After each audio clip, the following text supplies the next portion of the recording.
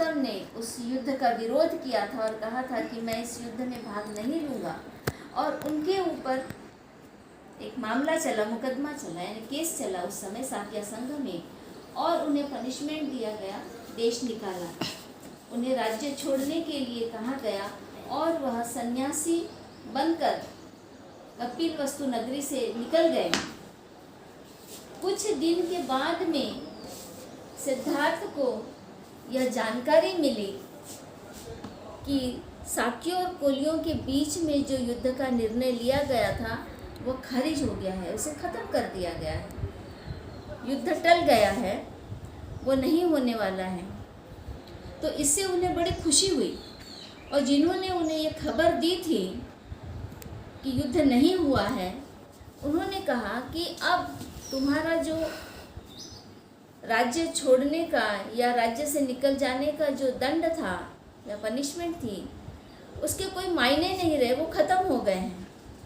तो अब तुम अपने राज्य में, अपने देश में, अपने घर में जा सकते हो वापस। तब सिद्धार्थ गौतम ने इस पर चिंतन किया। उन्हें बड़ी खुशी तो हुई कि युद्ध नहीं हुआ है, लेकिन चिंतन इस बात का किया उन्होंने कि क्या सच में मुझे घर वापस चले जाना चाहिए। तो वो ये सोचते हैं कि एक राज्य का दूसरे राज्य के साथ में युद्ध कभी कभी होता है, लेकिन मैं देख रहा हूँ कि समाज में जो वर्ग संघर्ष है वह लगातार हो रहा है। वर्ग संघर्ष यानी एक शोषित वर्ग और एक शासित वर्ग होता है। कुछ लोग अपने से निम्न स्तर के लोगों का शोषण करते हैं, उनका उत्पीड़न करते हैं। कुछ लोग बहुत अमीर होते हैं, कुछ लोग बहुत गरीब होते हैं। इससे एक वर्ग का निर्माण हो जाता है, किसी को बहुत अधिकार मिल जाते हैं, किसी को कुछ भी अधिकार नहीं है। तो ऐसे जो वर्ग निर्माण हो जाते हैं, इन वर्गों के बीच में लगातार संघर्ष होता है, लगातार युद्ध होता है। और दूसरा युद्ध उन्हें दिखाई देता है घर परिवार में। परिवार में अनेक प्रकार के नाते संबंध होते हैं, रिश्ते होते हैं, और ये रिश्ते अपने ही रिश्तेदारों से लगातार लड़ते और झगड़ते रहते हैं। भाई भाई से लड़ता है, पिता पुत्र से लड़ता है, बहन बहन से लड़ती है, माँ बेटी लड़ती है, चाचा भतीजा लड़ते हैं। घरों में अनेक रिश्ते होते हैं और ये सारे रिश्ते एक दूसरे से लगातार लड़ते रहते हैं। इनके लड़ने का क्या कारण है?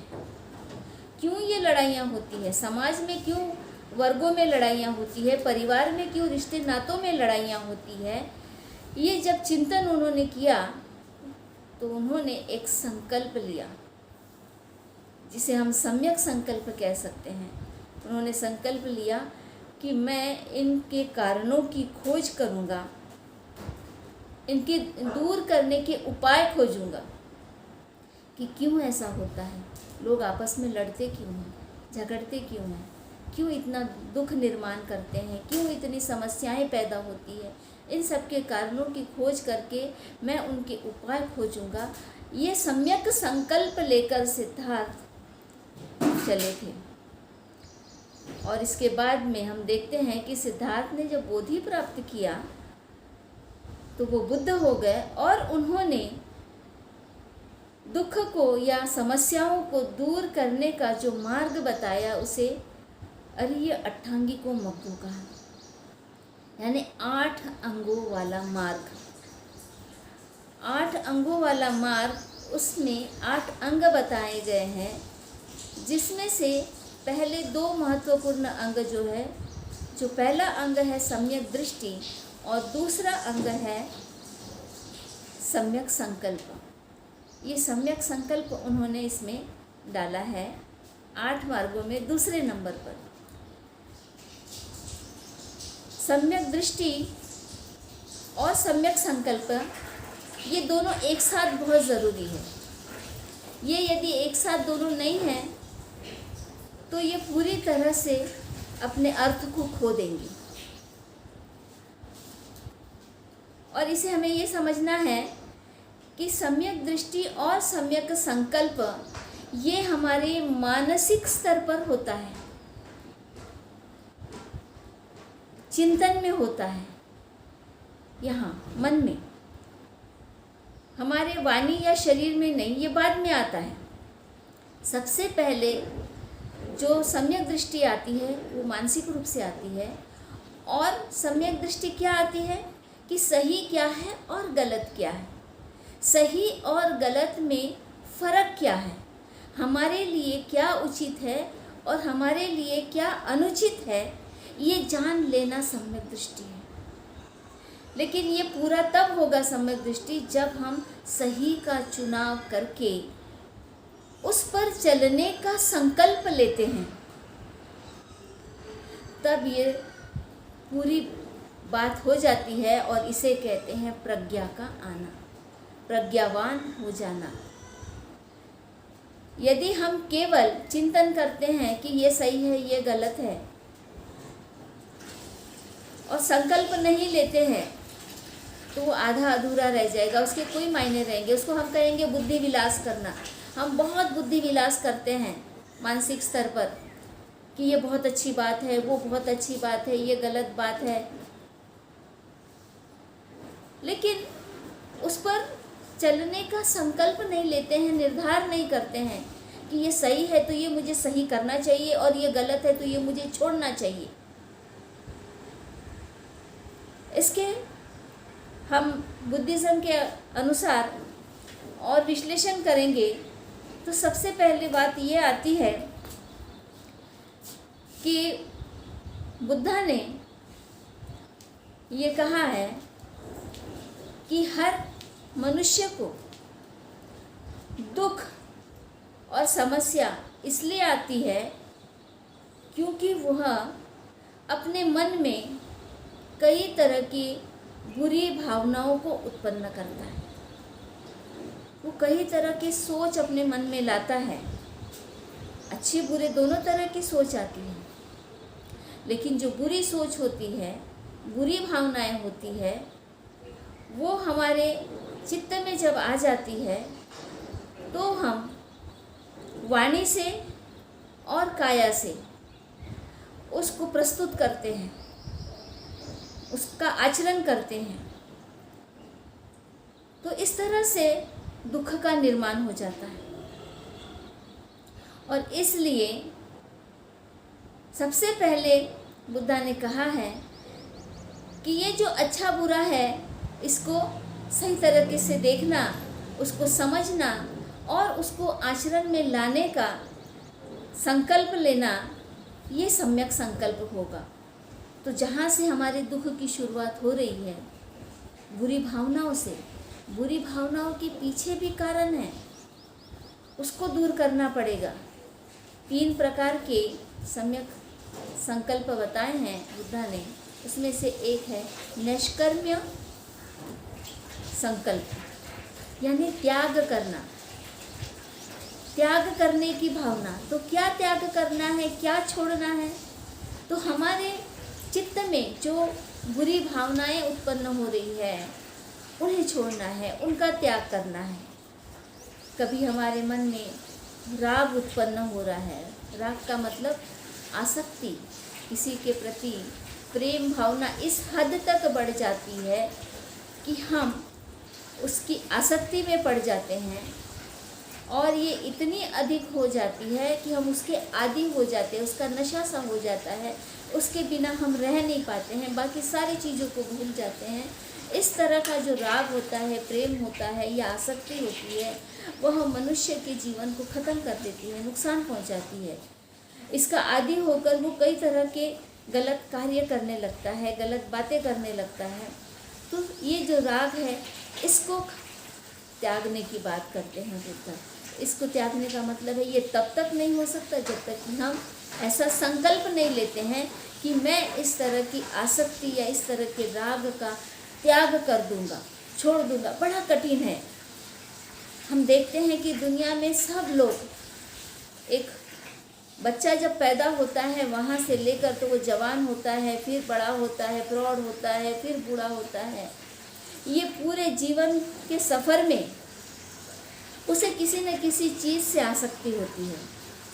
बचपन में हम समझ सकते हैं कि उसे समझ नहीं होती है, बाल बुद्धि होती है, उसको नहीं समझता है, इसलिए वो माता पिता, अपने साथ के रिश्तेदार, उसकी जो चीज़ें होती है उसके प्रति इतना आसक्त होता है कि वो उसको छोड़ता नहीं है। कभी किसी बच्चे से उसकी प्रिय चीज़ छीन कर देखो तो वो रोने लगेगा, वो बोलेगा नहीं ये मेरी चीज़ है।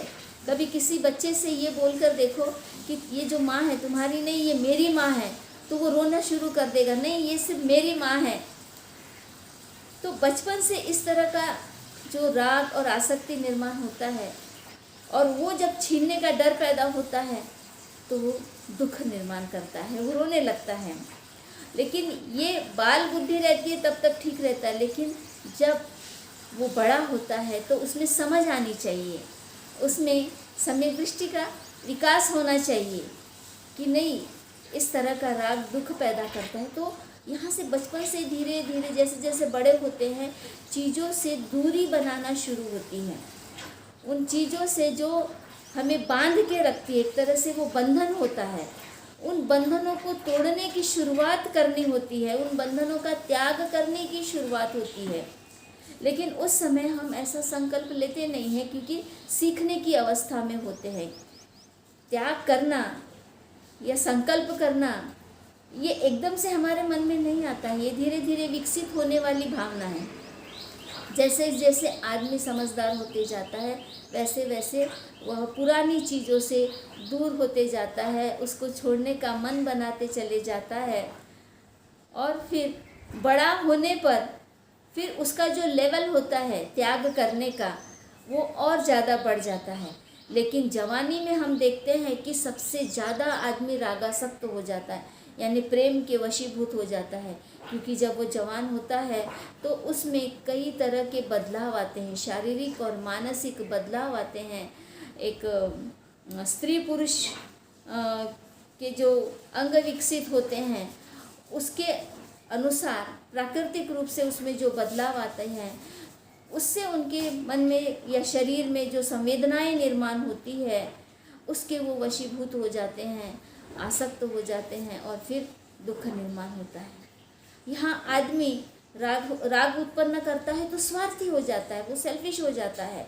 उसे लगता है कि मुझे जो चाहिए, मुझे जो पसंद है वो मैं छोड़ूंगा नहीं, वो मुझे ही चाहिए, मैं किसी और को नहीं दूंगा।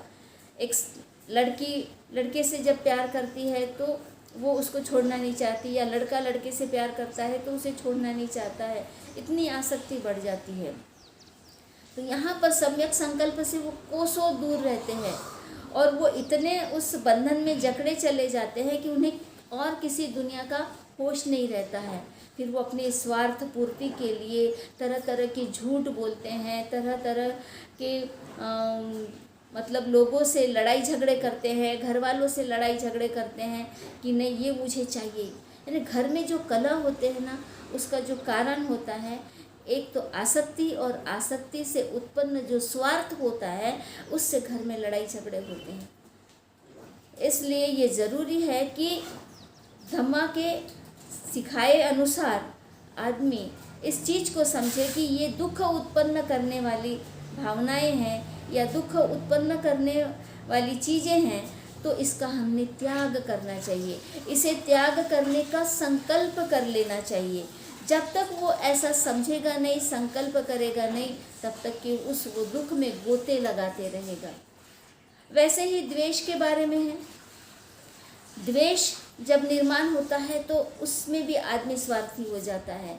द्वेष के कारण वह दूसरों से लड़ाई झगड़ा करता है, झूठ बोलता है, चोरी करता है, तरह तरह से अन्य जिसके भी प्रति द्वेष हो उसको नुकसान पहुंचाने का, उसे चोट पहुंचाने का विचार करते रहता है और चोट पहुंचाने की प्लानिंग करता है, किसी से बदला लेने की सोचता है, उसे नुकसान पहुंचाता है। तो इस तरह की जो ये गलत हरकतें होती है इसका त्याग करने का संकल्प करने की ज़रूरत होती है यदि हमें दुख से मुक्त होना है। वैसे ही लोभ जब हमारे सिर पे चढ़ जाता है, लोभ आता है तब भी हमें किसी चीज़ का होश नहीं रहता है। हम दूसरों का हक मारने लगते हैं, दूसरों की चीज़ें छीनने लगते हैं। घर में ही देखो, संपत्ति का लोभ जब आ जाता है तो संपत्ति को प्राप्त करने के लिए भाई भाई से लड़ता है, पिता पुत्र से लड़ता है, यहाँ तक कि वो एक दूसरे को मारने पर भी, मरने मारने पर भी उतारू हो जाते हैं। ये लोभ भी इतना खतरनाक होता है। तो ये जो राग द्वेष लोभ है, ये दुख के कारण हैं और ये हमारे निब्बान के रास्ते में रुकावटें हैं। निब्बान का मतलब है राग द्वेष लोभ से मुक्त हो जाना। निब्बान प्राप्त करने का भी एक सम्यक संकल्प हमने करना चाहिए, जैसे बुद्धा ने किया था लोगों को दुख से मुक्त करने का, लेकिन वो खुद पहले दुख से मुक्त हो गए और फिर लोगों से दुख मुक्त करने का मार्ग उन्होंने बताया। 45 साल तक घूम घूम के लोगों को ये बताया।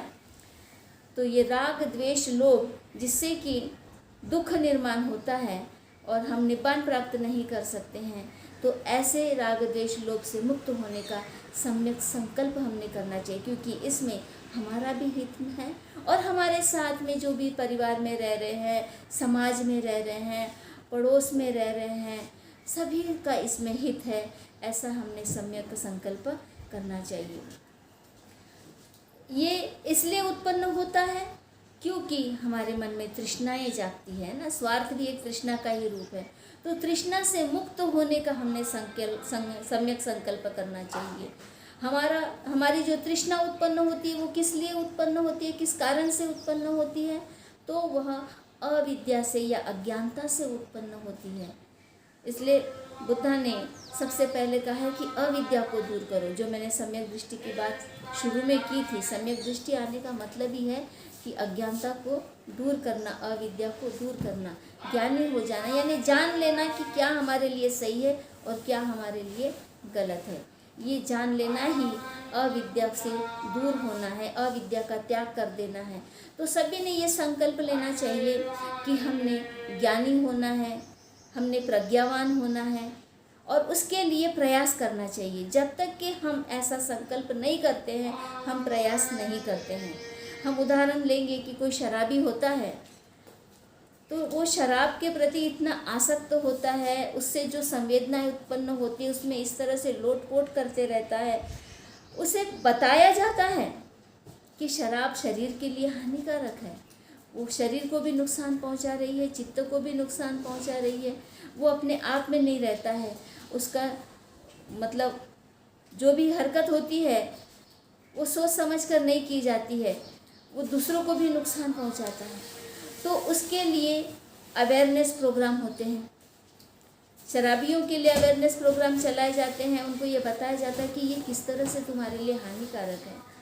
तुमने जीवन में अच्छे संकल्प करने हैं, अच्छे निर्धार करने हैं, अच्छा जीवन जीना है, दुखों से मुक्त होना है। तो ये जो शराब तुम्हारे शरीर को नुकसान पहुंचा रही है, तुम्हारे चित्त को भ्रष्ट कर रही है, इसको छोड़ने का तुम्हें संकल्प लेना पड़ेगा। बहुत सारे लोग दवाइयाँ देते हैं फिर भी छूटती नहीं है, क्योंकि इसका काम यहाँ पर करने की ज़रूरत है, माइंड पे करने की ज़रूरत है। उसे सब समझ में आता है, शराबी को सब समझ में आता है। जो भी किसी चीज़ का नशा कर रहे होते हैं उनको पता है, क्योंकि उस पर वार्निंग लिखी होती है कि यह सेहत के लिए हानिकारक है। शराब की डिब्बी पर भी लिखा होता है कि ये सिगरेट की डिब्बी पर लिखा होता है कि ये सेहत के लिए हानिकारक है। ये लोग पढ़ते भी हैं लेकिन अवेयर नहीं होते हैं, वो प्रज्ञावान नहीं होते हैं। ये जानते हुए भी वो गलत चीज़ का आचरण करते रहते हैं, उसको पीते रहते हैं, उसका सेवन करते रहते हैं और अपने शरीर और चित्त को नुकसान पहुंचाते रहते हैं। तो जब तक आदमी सम्यक संकल्प नहीं कर लेता है कि मैं इन चीज़ों का त्याग करूंगा जो मेरे लिए हानिकारक है, तब तक उसका भला नहीं हो सकता, तब तक वो सुखी नहीं हो सकता। जहाँ देख रहे हैं वहाँ दुख ही दुख है, दुख ही दुख है। घर में, रास्ते पर, सड़कों पर हम देखते हैं दुख ही दुख है। हर जगह गंदगी फैली हुई है। वो इसलिए है कि आदमी सम्यक संकल्प नहीं कर रहा है और अक्सर आदमी दूसरों की तरफ उंगली उठाता है, इसने सुधरना चाहिए, इसने अच्छा काम करना चाहिए, दूसरों को ज्ञान बांट रहा होता है कि तुम ऐसा करो तो तुम्हारा अच्छा होगा, लेकिन कभी भी वो अपनी तरफ झांकता नहीं है, अपनी तरफ देखता नहीं है कि मेरे अंदर में कौन से दुर्गुण है, मेरे अंदर में कौन सी बुराई है। क्या मेरे अंदर राग है किसी के प्रति, क्या मेरे अंदर किसी के प्रति द्वेष है, क्या नफरत है या घृणा है, या किसी के प्रति आसक्ति है, या किसी चीज़ का मुझे लोभ है, क्या है। मैं अपने आप को टटोलूँ और उसको जानूँ, अपनी अज्ञानता को दूर करूँ और सम्यक संकल्प करूँ कि जो गलत चीज़ें हैं उसका मैं सर्वथा त्याग करूँगा, पूर्ण रूप से त्याग करूँगा, उसे कभी नहीं अपनाऊँगा। तो ये एक संकल्प हमारे जीवन को सुखमय बना सकता है। जो भी बुरी चीज़ें हैं उनका त्याग करना। जब बुरी चीज़ों का त्याग करते हैं तब दूसरी अन्य जो चीज़ें हैं जो हमारे लिए हितकर है, जो हमें फ़ायदा पहुंचाती है, लाभ पहुंचाती है, ऐसी चीज़ों को अपने आचरण में लाने का सम्यक संकल्प करेंगे तो सुखी होंगे। और ये सब चीज़ों के लिए हमें बड़ा व्यायाम करना पड़ता है, एक्सरसाइज करनी पड़ती है।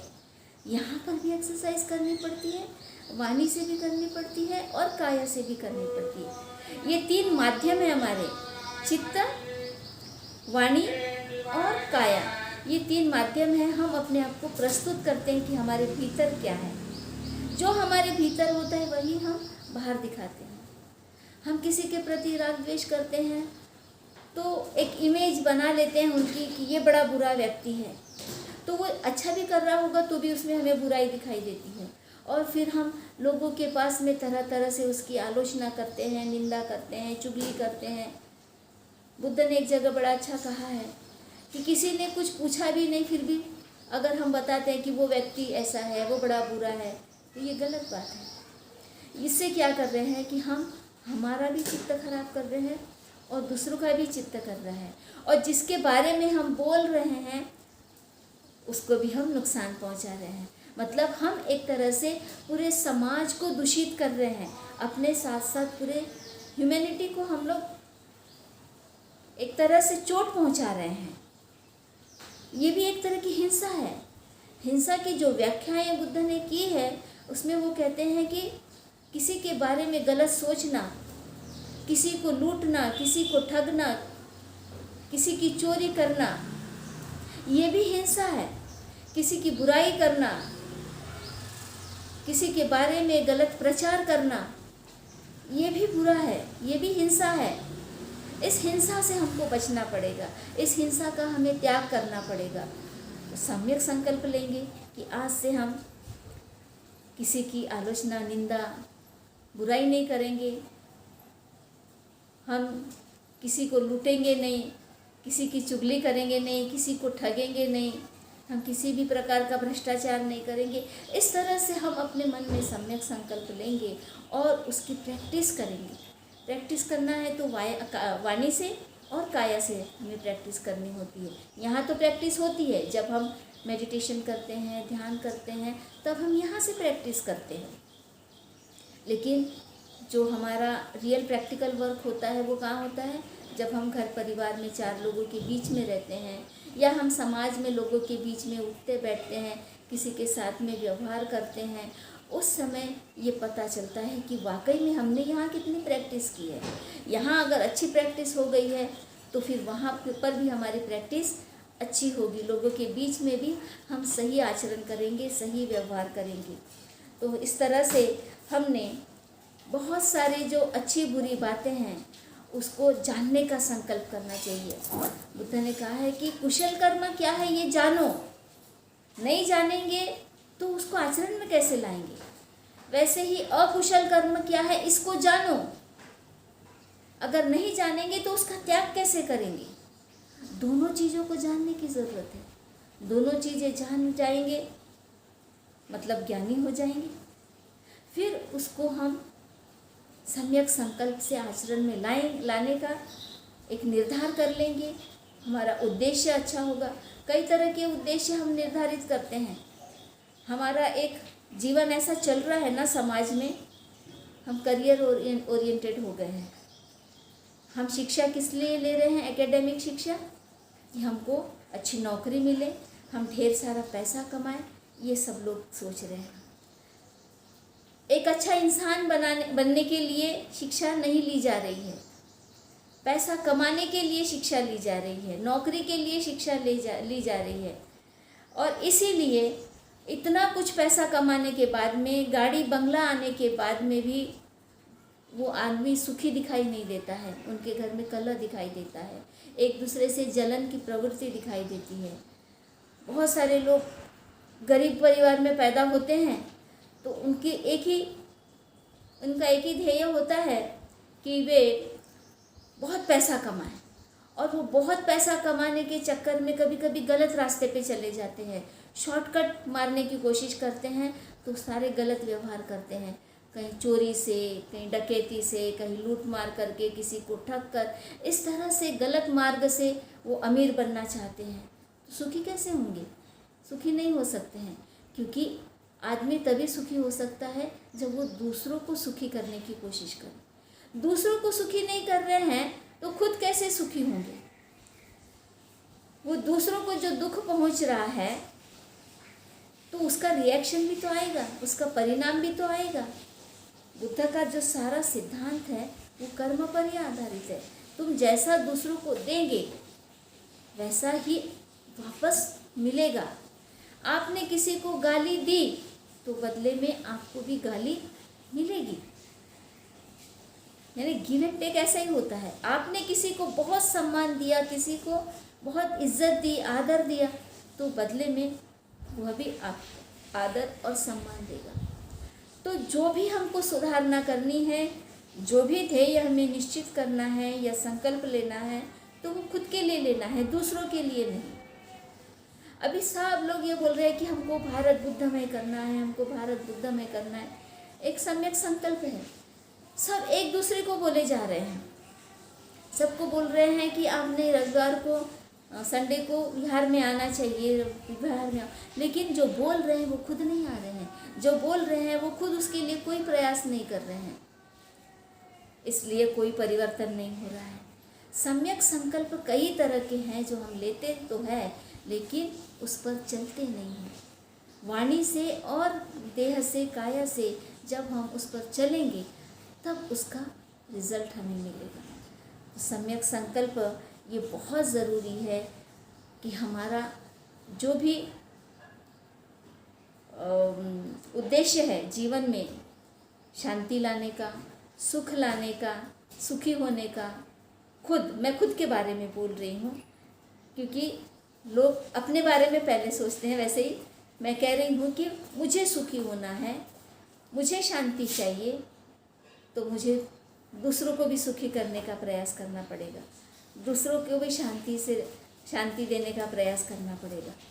मैं शांत रहूँगी तो दूसरे भी शांत रहेंगे, मैं चीखूँगी चिल्लाऊँगी तो दूसरे भी चीखेंगे चिल्लाएंगे।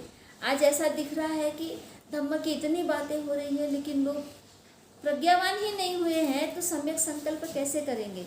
सही गलत नहीं समझ में आ रहा है।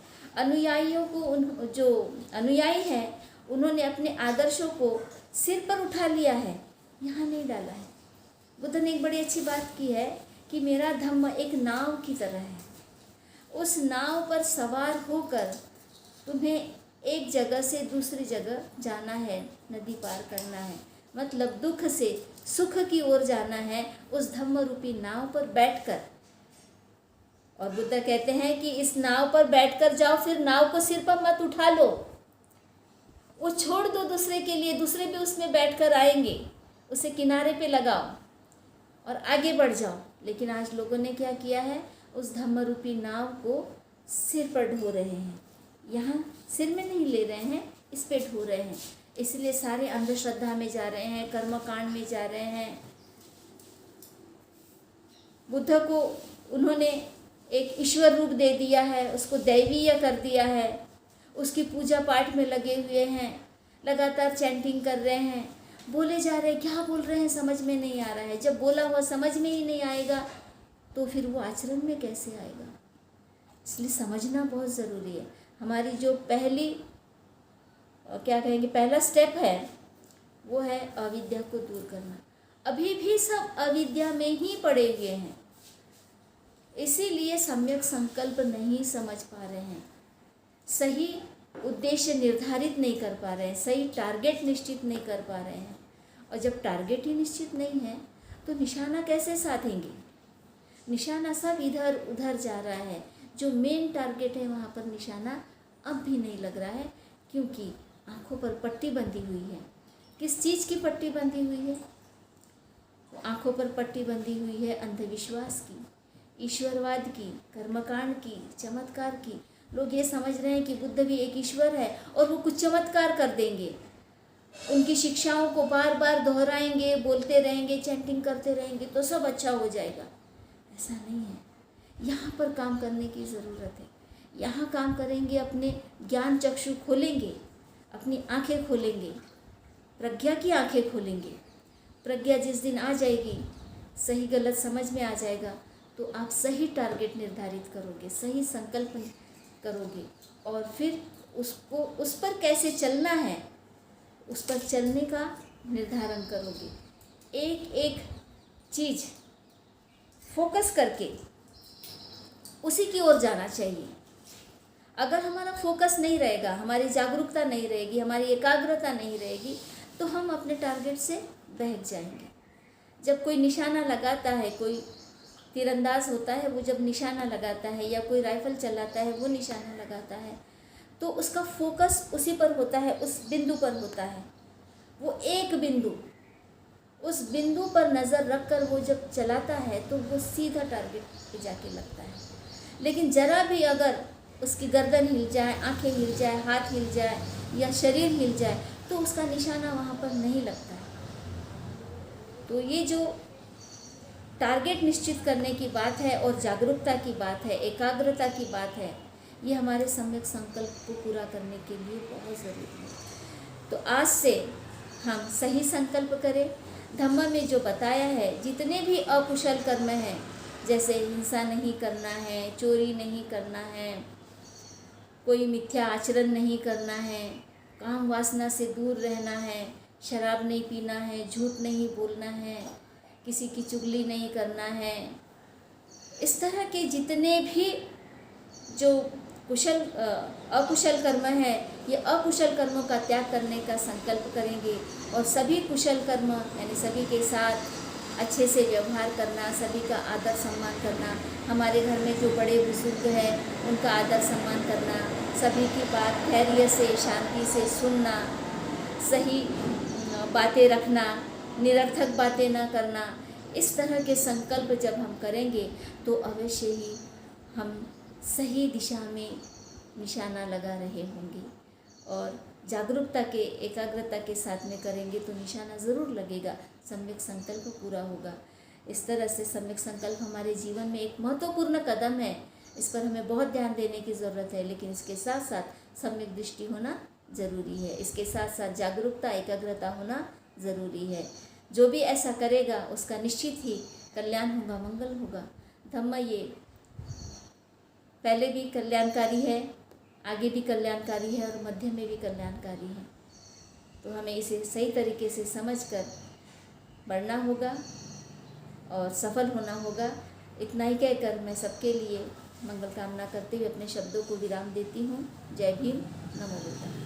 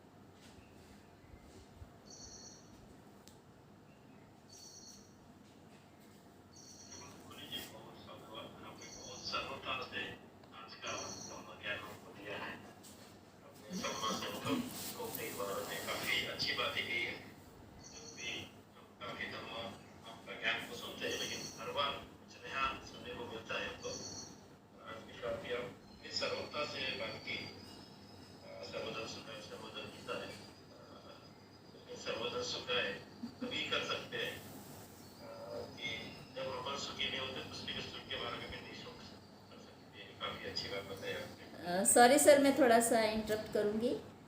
बुद्ध ने कहा है बहुजन हिताय बहुजन सुखाय। बुद्ध ने सर्वजन हिताय सर्वजन सुखाय नहीं कहा है। इसका भी कारण है। बहुत लोग पूछते हैं कि ऐसा क्यों नहीं कहा, वैसा क्यों कहा। तो इसका भी अर्थ है कि दुनिया में हर तरह की चीज़ें हैं, अच्छी बुरी सब चीज़ें हैं। कुछ लोग जानबूझकर किसी के साथ बुरा करते हैं, अन्याय करते हैं। तो हम अगर उनके हित की बात करेंगे तो जिसके साथ वो बुरा कर रहे हैं उसका हित नहीं होगा।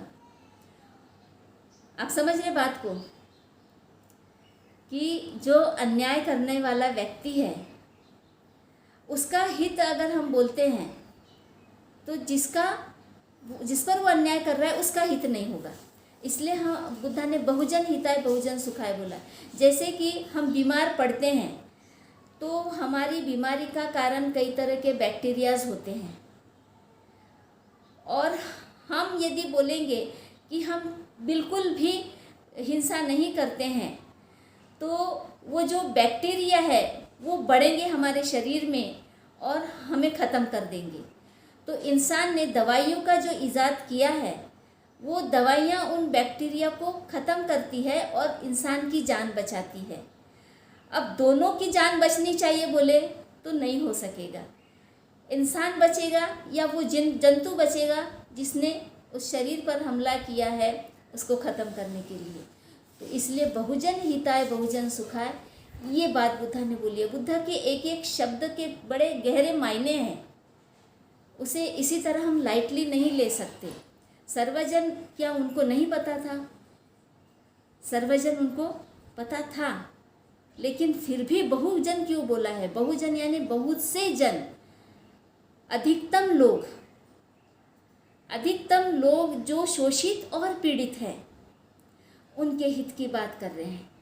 सामाजिक रूप से हम देखेंगे तो सदियों से इस तरह से होता आया है कि कुछ मुट्ठी भर लोगों ने बहुत से अधिकतम लोगों पर शासन किया है, उन्हें उनके अधिकारों से वंचित रखा है, उन्हें वो अधिकार भी नहीं दिए हैं जो प्राकृतिक अधिकार मिले हैं। जैसे कि हमारे भारत में जाति व्यवस्था जो है, अस्पृश्यता जो है, ये ऐसी व्यवस्था है जिसने लोगों को मानवीय अधिकार भी नहीं दिए हैं।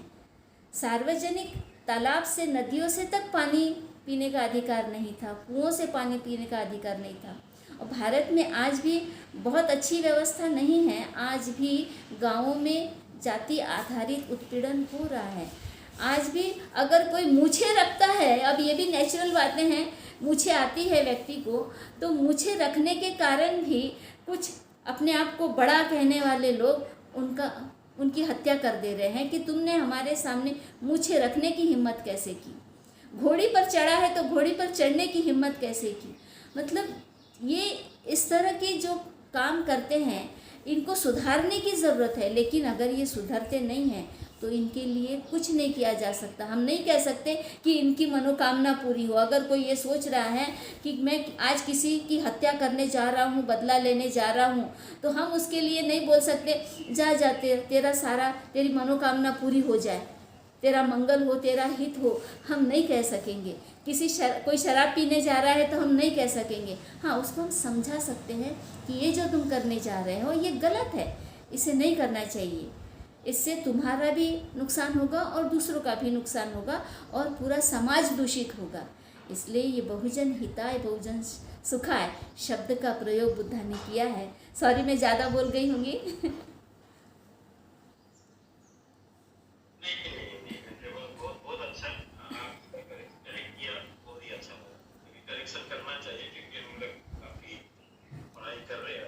जी,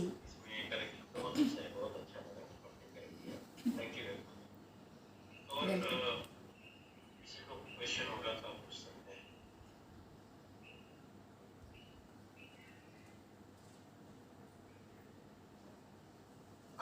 वंदना my name is Nishant Vasant. Sorry, step off. कहिए sir. I'm not sure. I'm not able to set up the camera. Okay, anyways, Bhikkhuni ji, जी, जय Bhim. I know you're having time saving. So जय Jai Bhim. Bhim and Vandami Patel. Uh, so as you said, right, Sankalp, right, where it's like what you said is Samyak Sankalp, which is often associated with the concept of being right view. I mean, right, how right you can make it. I think it's the first step of your Eightfold Path in Buddhism. Ji. Being said that, my simple question is like, how to cultivate it? Like, I know meditation is one aspect, but cultivating and maintaining it, I'm not able to question it, but the thing is like, when you say something, you have to achieve something. You say that, मैंने सम्यक संकल्प किया है, लेकिन उसको focus कि मुझे वही करना है, वो फोकसिंग कैसे कर सकते हैं? मतलब कल्टीवेट कैसे कर सकते हैं अपने माइंड में कि हाँ, ये मेरा पॉइंट है, ये मेरा पॉइंट ऑफ व्यू है और मैं इसी पे काम करना चाहता हूँ. So basically it's like the first step का फोकसिंग पॉइंट इतना इम्पोर्टेंट होता है कि अगर आप वो अचीव कर लोगे, शायद हो सकता है कि आप बाकी सारे आर्ट या आप जो पंचशील बोलते हो या फिर व्हाटएवर, आई मीन लाइक जो राइटियस पाथ है, आप वो फॉलो कर सकते हो. But that first point, like focus, how can we do it? कैसे कर सकते हैं? I am not sure I am able to question it in a proper way, but नहीं, मैं समझ गई हूँ. In a family it's like I don't know, I mean how could I say. आपने क्रोध के बारे में बताया, आपने एंगर के बारे में बताया, आपने हो सकता है कि आपने जो पंचशील के जो 5 विधियां हैं कि ऐसे ऐसे होता है, और 8 वोल्ट्स के जो 8 चीज है आपने बताया. बट एक चीज को पाने के लिए जो आपको करना पड़ता है, जैसे फॉर एग्जांपल हम लोग बोलते हैं कि हम झूठ नहीं बोलना चाहते हैं, हमको झूठ बोलना ही नहीं है, but it's very difficult, right? कैसे कर सकते हैं focus? I mean how can इसकी प्रैक्टिस तो पहले माइंड में करनी पड़ती है. जैसे कोई भी हमने संकल्प लिया है तो उसको बार बार रिमाइंड करना पड़ता है. हाँ, इसका मैं छोटा सा उदाहरण दूंगी कि अपने उद्देश्य पर हमने कैसे फोकस रहना है. आप सभी जानते हैं सिद्धार्थ गौतम बुद्ध की स्टोरी, है ना. जब वो निकले तो सबसे पहले वो आलार कालाम आचार्य के पास में गए. ये जानते हैं आप लोग, है ना. आचार्य आलार कालाम के पास में गए. वहाँ पर उन्होंने उनसे आनापानसति, प्राणायाम, ये सारी जो विद्याएं हैं ये सीखी. उसके बाद में वो उद्दक रामपुत्र के पास में गए. वहाँ पर उन्होंने ध्यान की कई साधनाएं, मतलब विधियाँ सीखी. और उसके बाद में भी वो कई आचार्यों के पास में गए. वो जब भिन्न भिन्न आचार्यों के पास में गए तो वहाँ की विधियाँ सीखने के बाद, प्रैक्टिस करने के बाद में उनका जो रिज़ल्ट आया, उसमें वो जो बात कहते हैं वो बड़ी इम्पोर्टेंट बात है. बुद्ध और उनका धम्म में आप पढ़ सकेंगे उसको. वो कहते हैं कि जब मैं ये सब करता हूँ, विधि प्रैक्टिस करता हूँ, तो कुछ समय के लिए मुझे बड़ा अच्छा लगता है. उसमें वो सक्सेस थे, मुझे बड़ा अच्छा लगता है. लेकिन जैसे ही मैं ध्यान साधना से बाहर आता हूँ, फिर वही सवाल मेरे दिमाग में आ जाते हैं, मेरे मन में आ जाते हैं और मुझे सताने लगते हैं.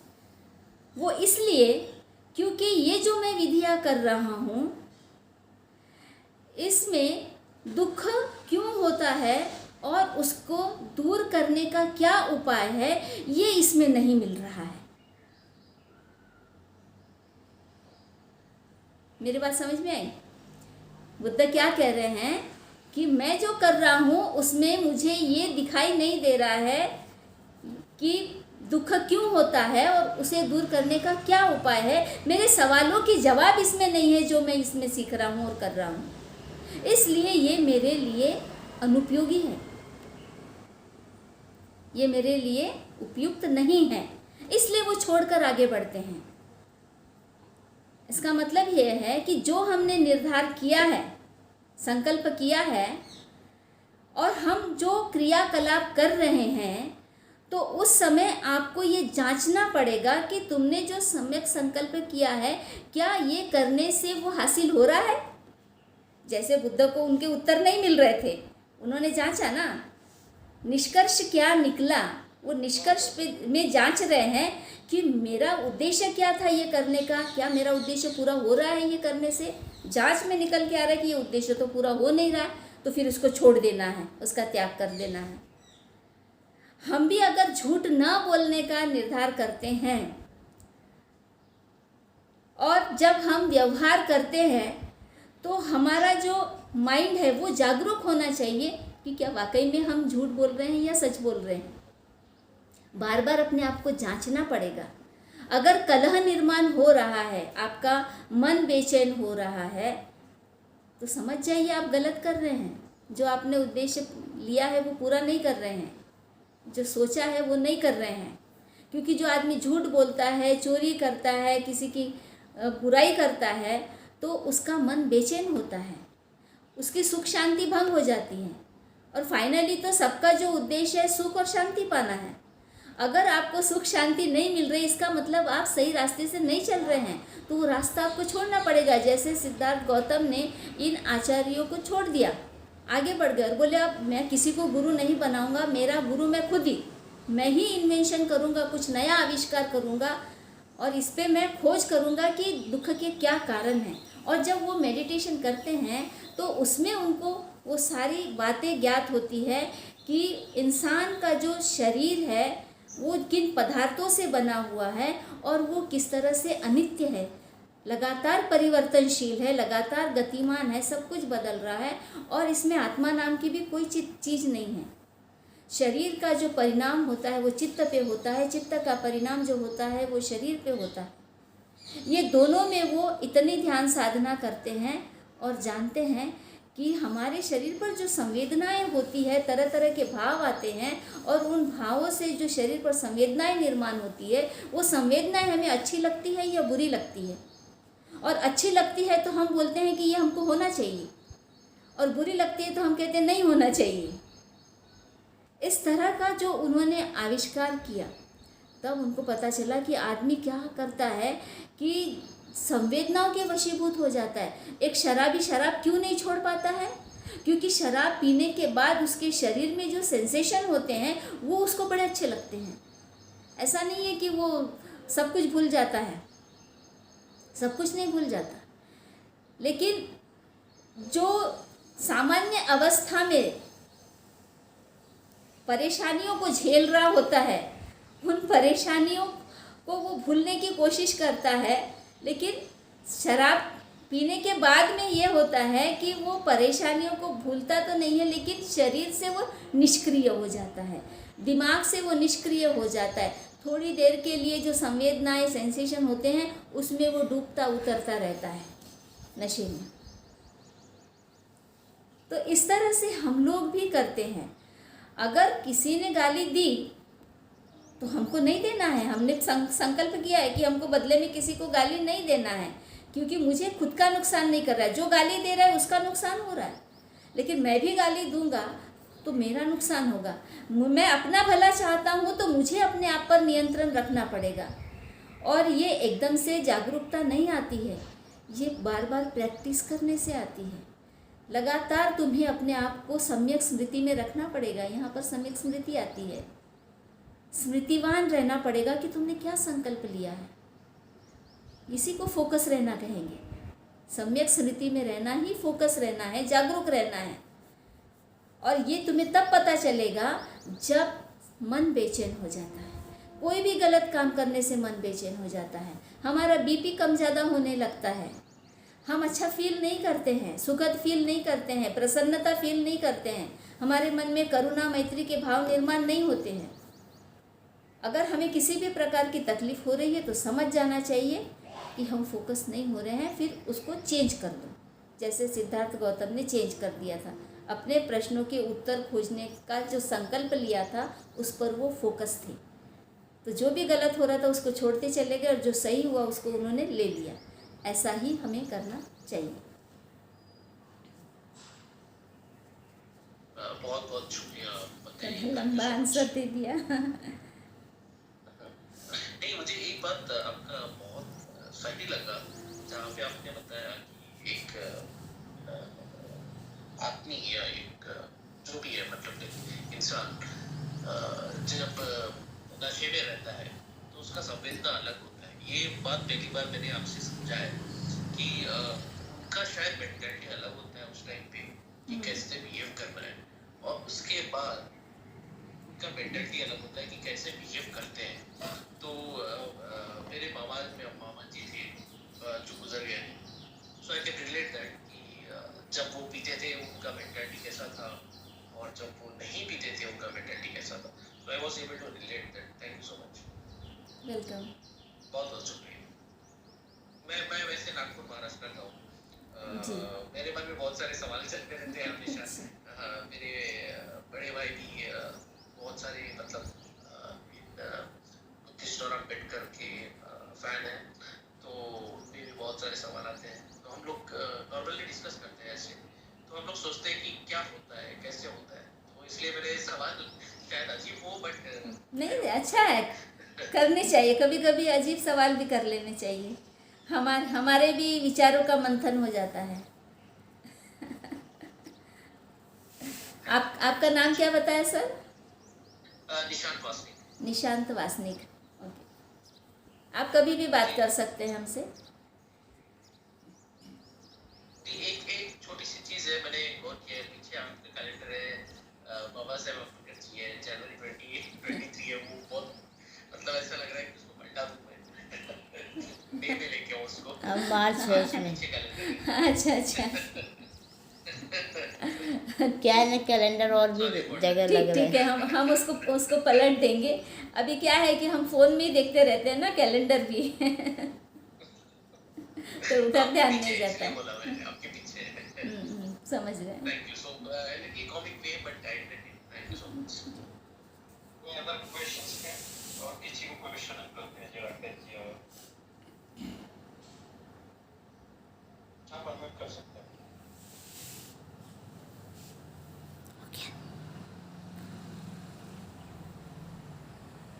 बनते जी लेकिन